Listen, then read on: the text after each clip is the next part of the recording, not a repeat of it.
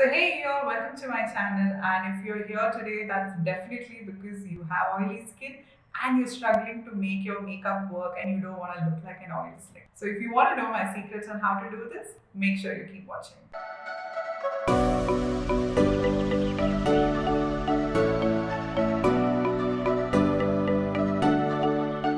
So tip number one, it all boils down to skin prep. Ideally, it's better to use water-based products like water-based toners, water-based serums, and then you can always use a lightweight oil-free moisturizer. You're pretty much good to go.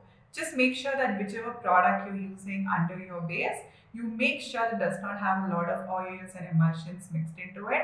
That way, it does not provide any additional oil which can always ruin your makeup. So tip number two has to do with your tools. So the most commonly used tools when it comes to makeup are brushes, sponges and puffs. First thing will be a brush. So I would definitely say that a brush is better for oily skin because it's not going to add any extra moisture like how a beauty blender can do into your entire routine.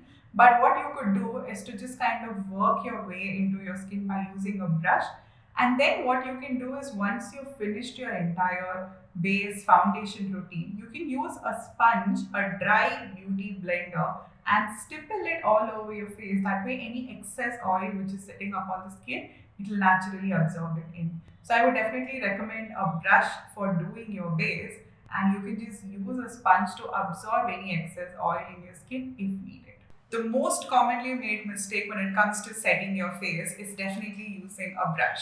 So I would not recommend using a brush if you're trying to keep your makeup away from oils. Instead, use a puff. This is a very well kept Hollywood secret, and that's what helps your makeup to look really smooth and seamless and also ensure that your base does not get oily. So tip number three would definitely be about choosing the right product. So I love the Estee Lauder Double Wear Foundation and the L'Oreal Infallible Foundation. I think these two work absolutely stunning on me. There is one from Sugar. The Sugar, it's a liquid foundation and that works absolutely stunning too. I'll leave the names along with my recommendations for you in the description bar below. So these work really well. So choosing your product is ultimately the most important factor. So once you've identified the right products, it makes the whole job a lot more easier. So the next tip is definitely technique.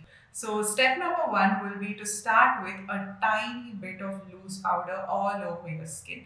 Make sure that the powder which you're choosing does not have a lot of texture, does not really have a lot of color also in it. Just a translucent powder which is going to work really well for your skin in absorbing the makeup is good enough.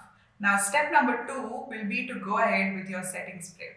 So go back to this video which I'll be linking up here where you can understand what exactly a setting spray does. So what we would do is to go with the setting spray on top of the powder. Now I apply the powder only on my T-zone, but whereas my setting spray can go all over my face just to kind of give it a certain barricade for oil control. Remember that your oils don't come from outside, they come from inside. So because it's coming from inside, it's always good to have the powder and the setting spray as two layers under your makeup. That way it can kind of stop, the oil production from getting into your foundation and making the outcome from outside to look like an oily mess. Using more does not mean it's going to help you more. Using it efficiently and correctly is more than sufficient. So once you're done with this process, step three will be to mix your oil-free foundation with setting spray. So setting spray plus the foundation will help to give you like this transfer-proof base. If you see my skin today, my base is transfer-proof and no, it does not look cakey. So there's a right way to do it. I'll leave a link for you to understand that also over here. So we're going to mix them together as you can see in the demo, and we're going to take that mixture and do my entire skin by using it with a brush. Now what you do is to use a puff and then to go ahead with powder, and I just do that in my T-zone because the rest is fine with just whatever my foundation was. So I just kind of go with some powder in my T-zone with a puff and push it really well into the nose area and the mouth area, the upper lip, the chin and the forehead, which gets the most oiliest for me. So I work in this entire zone, and then what I do is to again go ahead with my setting spray. So moving on to tip number five, baking. So I would definitely recommend that if you have certain areas of your face which are extremely oily.